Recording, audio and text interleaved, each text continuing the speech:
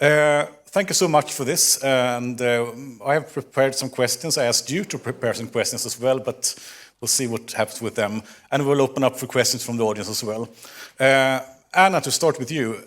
You released a game yesterday. Yes. Can you tell us anything about it? So you're a cat playing soccer. It's really simple like that. It's a multiplayer game, free to play. It's on early access. We need 6 cats for the best game, 3 versus 3 cats. So yeah, it's a casual game where we use your hand to move, like jumping around like a cat. And so it uses guerrilla tag movement, but it's more vertical. So you're kind of jumping high in the air to kick the ball, which is the puffer fish. So it was 1 year production. It's our first multiplayer game in the company. But yeah, we released it yesterday. It was like landing in Estonia and going in a call with the team and pressing the button. I mean, counting together to release the game. The kids are going crazy. It's the first time we have an audience so young. So yeah, it's exciting times. It's like playing with kids until 4 a.m.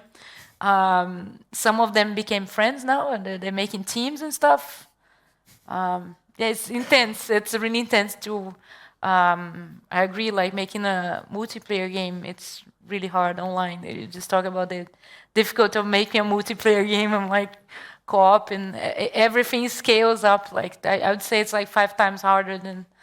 And to make it in a single player, where we used to make like Pixel Ripped and all the other games we released, Yuki and The Line, they're all like single player games.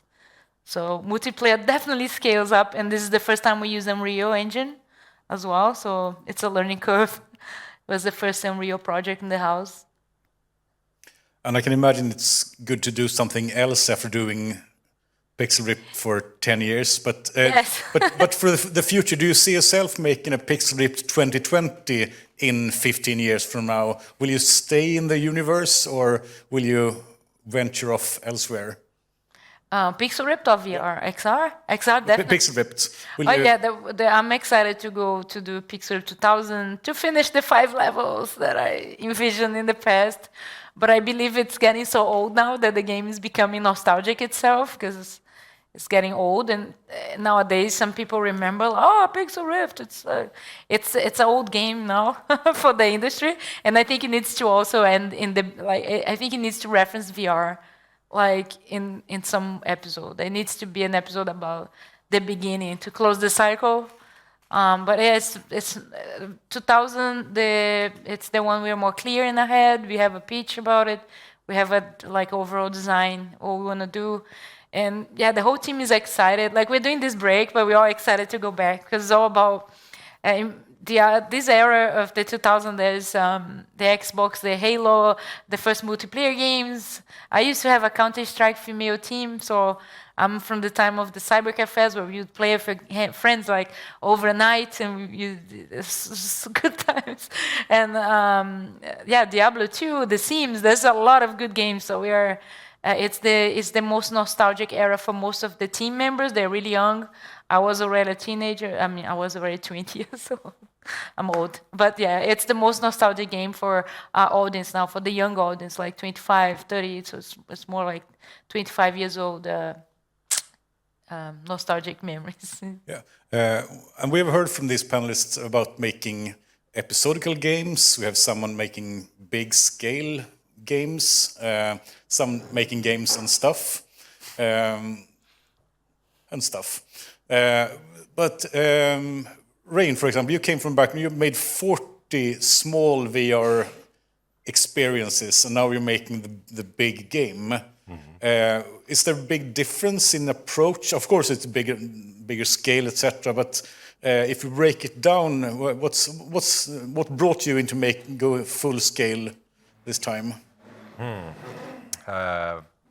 Yeah, with smaller client works, it's kind of the positive and negative is that, let's say, from 3 to 6 months, it's done, and then you don't have to deal with it anymore, and you see if the original ideas which were conceived during the design phase, whether they worked or didn't. And also I think developers kind of like it, that if the code is messy, then they can just kind of forget about it. Whereas in a big game, if you build something in a messy way, then it's gonna haunt you for years, and everything, all the new stuff that gets added to the game needs to work with everything that was done previously. But at the same time, design-wise, you wanna create something that goes deeper and is more meaningful, and where there's more opportunities to combine things, and especially with a survival game, you want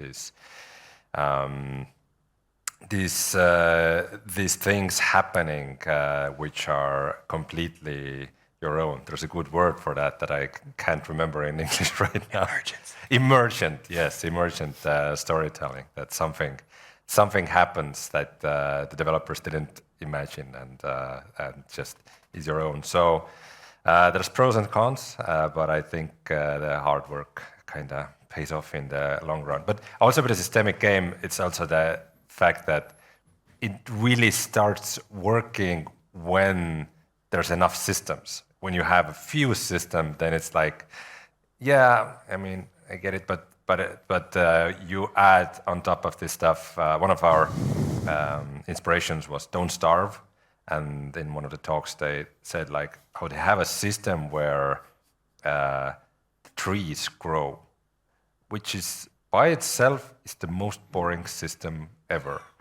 But when you put it into the context of a survival game, then it's this one element you have to take into account. In our games, we don't have growing trees, unfortunately. But more system, better game. Hopefully we won't see a game where you see paint dry on a wall or something. That sounds really boring. But it's... Paint drying is so hard to do, man. It would be amazing in a game. Yes, you're making casual games and stuff. Yeah. But if you look at the other panelists here, do you feel would you like to go to making a big full-scale game, or do you think you are in the casual game niche, or? Yes and no. So I have been there, done that. With small teams, but if you want to be flexible, it's actually easier to just like it contains less risks to do casual, like cartoonish games. It doesn't have to be casual per se, but it can be cartoony style. It's just like a preference that I wanted. Like years ago, I preferred realistic games, and just like basically my side shifted towards that. That's also my subjective look on things. But otherwise, realistic games are hard. Game design is... I don't envy these guys, so let's put it this way. It's hard to... Because like if you have a realistic environment, you have to make all the things realistic. If you have cartoony or like funny games or something like that, it's okay to step outside of reality and kind of make your own. Therefore, you have more area to change things around. However, if it's a realistic game, you kind of have to stick to that thing that humans are used to. Like stones, when put together, are doing this one specific thing. I mean, that's how it is. And if you do it wrong, some people in the Steam comment section start saying, "Hey, you don't do this with 2 stones," and stuff like that. And dumb developers.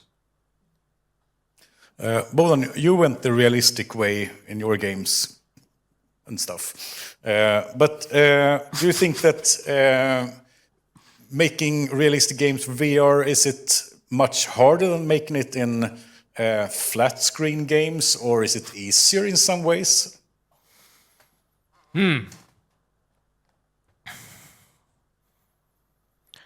I think then like non-VR games has tradition and expectations, and it's more than 40 years of those, and it's a really different game. You need to be a professional first and foremost, and you need to be connected to the source. If you make it a turn-based game, there's at least 60 games you should play to understand how to innovate or how to steal stuff. Oh my God. Whereas in VR, what is easier is that some rules are not defined yet still, and you can be like a bit, there is not so much production value in there, you can reduce that. There is a content hunger, it still stays the same. The top 20 games keep just selling. And if you're getting there, you're getting there. That's easier. Yeah. What is harder is everything else. As in 6 degrees of freedom and the opportunity of a person watching like they're down, up, just doing all this stuff with items. The number of use cases, again, just grows. You need to cover 50 use cases for the design when you design and open in a drawer. Because you can do this, what happens if you get close to it, and then how big it should be, and then like what happens if you opened it and then you want to close it, how do you close it? There's this classic article called The Door Problem for game designers. It's like you describe how the door functions in a non-VR game. In a VR game, yeah, just remove the doors, yeah. And then another thing is that while it's harder to make a VR game, the outcome most of the time is, of course, less, the yield is less than if you're making a PC game. So you need to balance this hardship against the commercial output, against the uncertainty of the platform, and against the market reality of different devices coming and going. So it's also hardware dependent. So I love a bit of masochism in my life, and it helps. It helps to make VR games, yeah. Let's stick with that there, because as Geert said, if you can't pick up the things you see in the game, it's bad design. You said that? Yeah. Yeah. I can elaborate on that. What approach have you, the rest of you had to this problem in the games? We had this problem. Anna, please. And I keep remembering, as each of you talk, I'm like, oh my God, I've been there. We had some draws like that we want to make. Okay, we need to open the drawer, get stuff in the drawer because you're in the office, especially in 1978 that we built last year. And it was the whole meeting with the developers about this fucking drawers. And we just, you know what, just take these drawers. Let's not have doors, it's just open. And then the things are there, you grab it. It's just like a hole underneath your desk. And you're like, wow, that's an amazing idea. I'm like, yeah, guys, there's just no drawers. Just take it out. It's like a whole programmers and the game designers and the artists, they're all talking about how we're going to make the drawers. Just leave it. Let's just take it out. And then objects nearby, like we all have to make them grabbable. And even though we work with VR for 7 years in the company, we have a lot of people coming in that most people, when we're hiring, they've never done VR like before. So we're kind of hard to find. It's still hard to find today, especially in Brazil, developers that have experience with VR. So I see myself today, like I think the biggest job as a creative director is to show them VR and then that experience that we have, like, come on, you need to grab stuff. And I still have moments that I have to tell the team, especially for Pixel, you need to have a body. It's important for immersion to see yourself as a kid, sitting down on the floor, and all these things. And like, you need to grab this, and then you need to grab it. It's right here. If you're not gonna make it grabbable, we just put them far away. At least this setup, so I had to go in the list like this is important to be grabbable.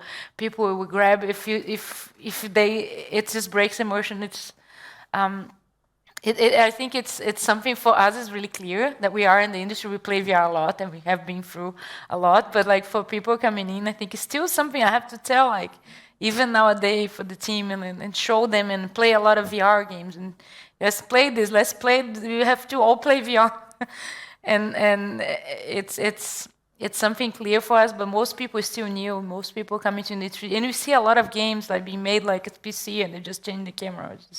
And it just doesn't work. Because I can imagine if you make a game set in 1978, you have a telephone with this old dial when you turn around, and young players today wouldn't know how to operate such a telephone, for example. When I played Bootstrap up here, I got stuck in trying to load the front-loaded musket gun, which is something you don't learn in schools these days. The realistic point, we get a lot of people there, because especially Pixel, where we get people that know how it used to be. So there's a guy that's like specialized, professional player for fighting games, and he came, he's like, no, it is wrong, and he was telling us how it should be and how a beat 'em up game should be, and he's like, it was just, we have to make it realistic, like the consoles, how they were. But at some point, like it's really hard to make realistic. Everything's so realistic. We have to kind of give the freedom of making a game, and we have to tell, look, we could do exactly how it run a Sega Genesis, but or a Game Boy. But if we make the graphics exactly like a Game Boy, we couldn't make a level design that we want for the game. So. It's edge. You have to choose between having a good game or like at the 2600 wouldn't run music in a loop, or it wouldn't have music, or it wouldn't have the sound. The screen would be a mirror to have the pixels one side to the other. And there's people like they love retro gaming. They come, no, this is wrong. Atari wouldn't do that. Well, we have to kind of have the freedom, because the major thing, of course, to be nostalgic, represent reality, but have the freedom to make a game that we want to deliver, right? And that's like a really hard decision when you're trying to create reality. But yeah, it's really easy to make cats flying around. I'm so glad. It's like a great break for me. Yeah, it has been great to rest from reality. Because Rain, your game is quite unforgiving. Yes. If you make mistakes, you die. Yes. How was your thought in the design process here that, like most players, die the first day? Yeah. Well, about the point of realism, that realism, just to be clear, isn't automatically fun gameplay. Oftentimes, reality is not that entertaining. But we have this problem or opportunity, is that because Pulse of Island is also a roguelike game. And I really like roguelike games. I really like battle royale games. I like to play World of Warcraft hardcore. Because these are the type of games where you are very much emotionally involved and you're constantly tense because you might lose everything with just one mistake. And something that you see in almost every roguelike or Souls-like game is that you have to kill the player early. Because if you don't do that, then they get really invested in their current gameplay, their current character, whatever. And when you do that later, they are going to be really mad. So you have to get accustomed to dying a lot very, very early on in the game. And that's in Busep Island, this is basically the first nightfall. You were probably not prepared for it. You probably don't know how to make a fire by then, and it will come too fast and too suddenly for you to react. And if you're not a very good player, then you will die. But then you learn from that. Oh, next time I'm going to do things differently. Because, you know, it's we also try to avoid every kind of tutorial messages, that you learn by doing it, because that's learning stuff in games, how the game works and what the rules of the universe are, is actually a very fun part of the gameplay. And we don't want to take that away from the player by giving them a pamphlet and say, like, read this, then play the game. We want even though we have a loading screen where we have a bunch of stuff written, but nobody reads it anyway. But we want players to learn from their mistakes and feel like they are getting better, because then when you figure out how to make fire, how to survive the night, and then when you see your first sun rise, that just feels so much better. That feels like something that you earned. So that's our philosophy. Okay, Boden, it feels like your games are quite easy to die in as well. What's your approach to killing the gamer early? Yeah, our approach is providing 25 settings of difficulty for them.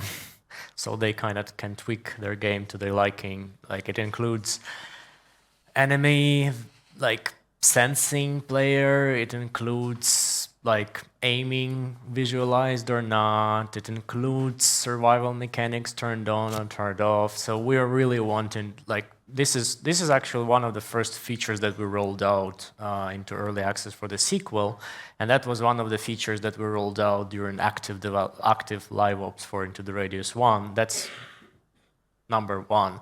And we actually had a discussion with Rain yesterday about the roguelike progression. Yeah, we don't like players to lose their stuff, but we do kill them, and if they die, it's again a classic system. Their backpack is there when they died, they can retrieve it, and unlike in Souls game, if they die again, this backpack just stays there, so there's not so much of that. Again, like friction versus loss, and we want to balance that. I do believe that, again, VR has so much, it needs so much dedication, and it has so much friction, at least now, that players need to be taken care of in a way. So you need to be kind of taking care of them, and sometimes just providing a challenge for them, and also not really mediate or direct what they should feel or what they should experience at this at this specific moment. Because in Into the Radius 1, we even had this setting where you can just free roam the world, and yeah, for some people it worked. It just, again, maybe not authoring it too much. At least this is what we feel. We are really solid in the vision and what we want there to be, what we do not want there to be, but we are not authoring their experience all the way through, which also helps with marketing, because it creates those Let's Play names like I smoke cigarettes with my friends on top of the tower, Into the Radius 2, like, share, subscribe. And smoking is bad for you. It kills you. But very slowly. You don't kill your players that much in Pets and Shave and stuff. No, but it's zombie cleanup service, yes. Yep.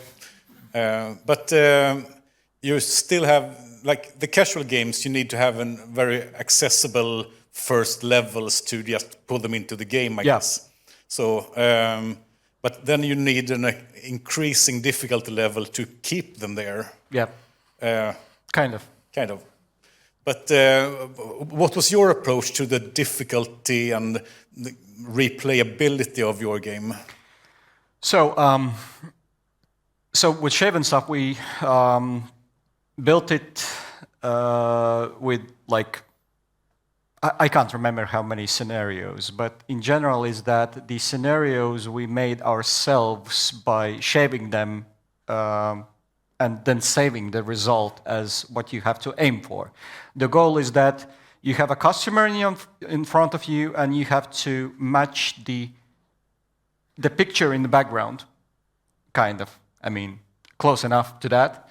And once it's done, you press finish, and you're done. And then there's like score calculation for that. And we just created like a small system where you can yourself in the game capture what you, as a developer, or I mean anyone from the team, created a hairstyle. It captured, it's like, okay, this is good. And then we were playing around with that, how fun is that and whatnot. And then we were releasing them in batches and moving them in difficulty levels, kind of like. However, it's not that, what we avoided is having too difficult things to do, because that kind of made people frustrated. And so we had growing kind of like difficulty, but more like and that at some point it kind of stops, but it spreads in different segments. Like you have to color that in some way, and you have different characters. So it's so the scenarios are made the way so it is not boring. So you have to do the same character and the same hairstyle, or use the same colors. So it is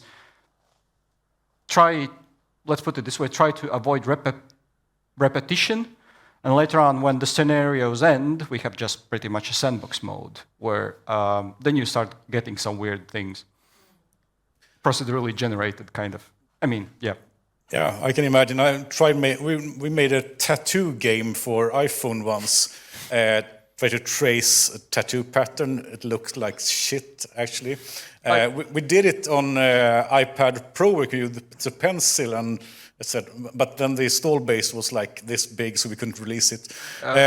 Want to hear how I pitched a tattoo session for our game? We had barbershop and then tattoo session. So we were about to introduce a new character, and I was like, hey, listen. So maybe we can have a grandma and have like a thug tattoo on her face and put that on TikTok. That could be fun, right? And it worked. But turns out people wanted to have like cheese tattoos instead of her face. So, and later on we introduced freehand tattoo, where people started shaving off the heads, writing some bad swear words on the head, then growing hair back, and then start to film where there's a grand reveal of tattoo behind it, and it says, a word that says starts with F here, and I mean, and in the TikTok comment you can see, what game? Is it money? And where can I find it? And just like it's how we kind of build with kind of memeability or streamability, kind of like the bunch of things. I mean, that's kind of went with the tattoo stuff. Yep. So.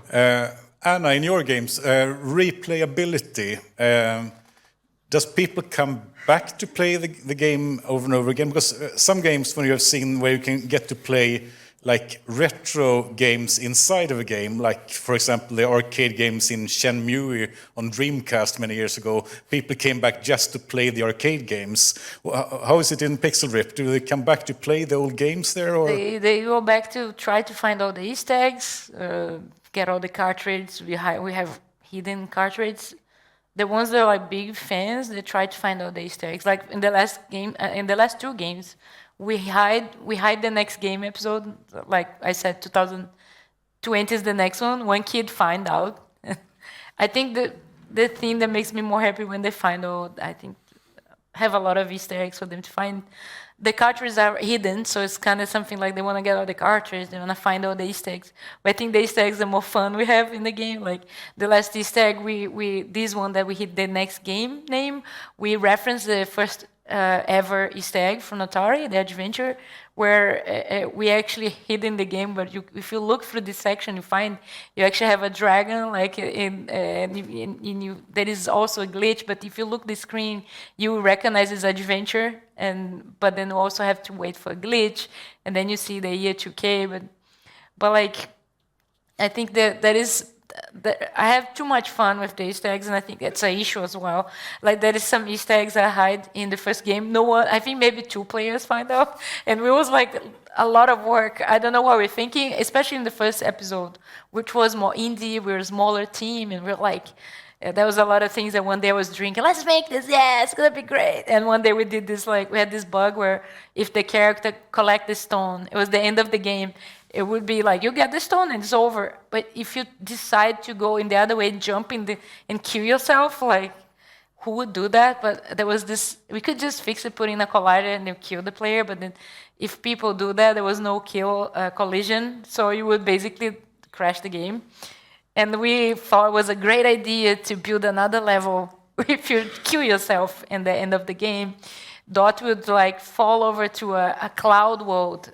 I promise you guys, I wasn't in drugs that day. I was just drinking beer have a really intense dream ideas, and then the program was like exciting. We built this whole level where Dot is like in the clouds collecting ice creams, and then you find the last cartridge. Like we had to give a reason for this, and then we had like the most valuable cartridge you find in the end.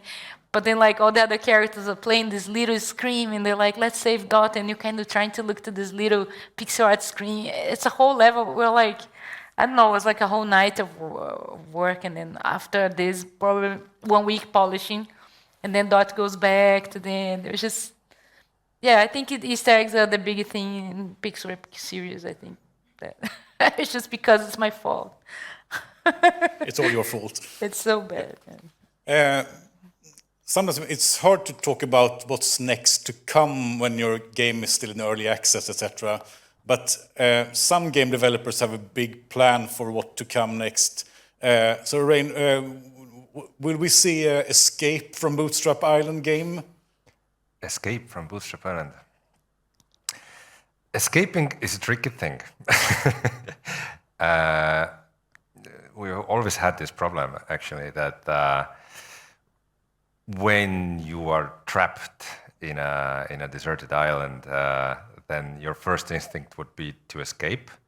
But if you actually start working towards it and you succeed, then it means that you're also escaping the game, which means that it's probably not a very good game, because the most easiest way to escape it is to take off the headset and close the game, I suppose. So we have always had very, very mixed feelings about that. But yeah, eventually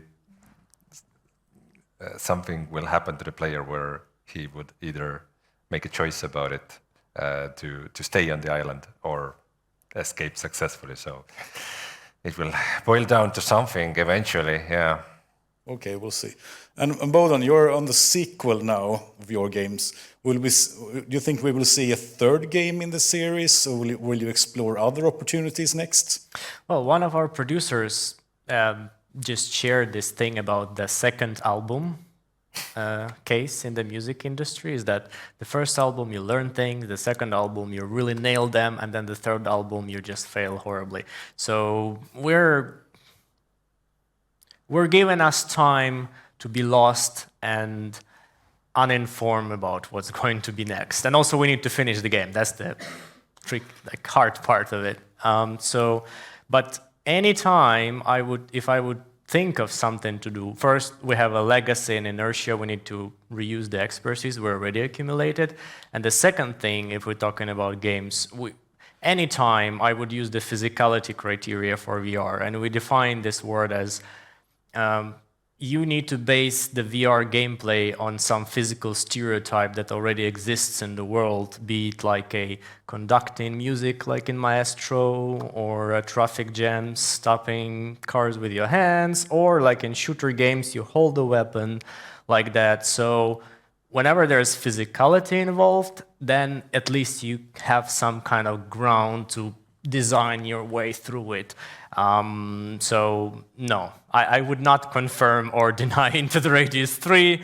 Now we need to make Into the Radius 2, but yeah, we learned something, and one of those things is physicality for sure. If I may come with a suggestion, as a big fan of Andrei Tarkovsky movies, I think that the hallucination parts in Solaris would make an excellent VR game, or it would make people vomit all the time, but that might be something to explore. Inclusive or? Inclusive and, sorry, yes. But we have like 1 minute left of this panel, and we haven't talked anything about business yet, because we are, of course, here to make money. Gert, you are also a publisher. Yeah. And let's say we have some enthusiastic young developers here in the room who would like to make a VR game and put it out on some good platform. What should they do? Come to you, pitch to Sony, or what's the best way to get your game out? So if we're talking about publishing, so if you have two ways if you want to approach a publisher. First thing is that if you're approaching in person, one elevator pitch. If it's a VR game, don't give the headset, please. Don't especially to me. So just show the video of the gameplay or the gist of it, and later on you can send the keys and I can test it in my safety of my room and stuff, and then I can fully dedicate my attention there and check out the gameplay and see whether there's room for marketability and stuff like that. And if you're doing that, like approaching remotely, still the same rules apply, but at the end you'll also need a pitch deck where you explain what the game is about in a bit more detail, and of course like playable game, or at least some sort of vertical slice or prototype, whatever, something. I like playing things and just checking out and getting the vibe of things. So that's I think that would be most important things. So first, that you have the ability to simplify your idea in 2 sentences, like elevator pitch.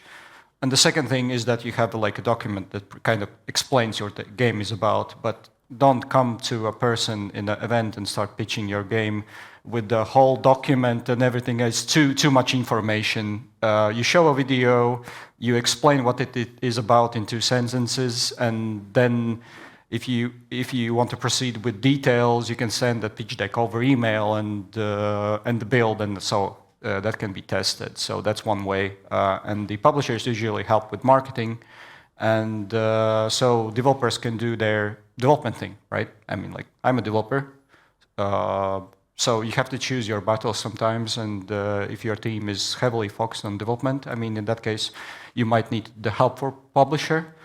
So if you don't have like marketing people in the team, or it's not always, even if you have marketing people, it's not necessarily that you're gonna succeed. You need some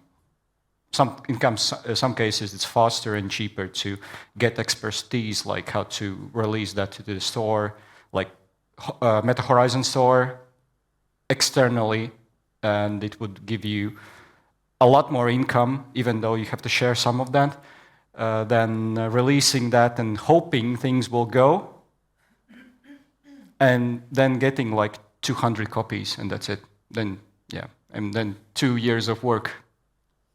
Yep, I think the best game pitch I ever got was handwritten on a napkin.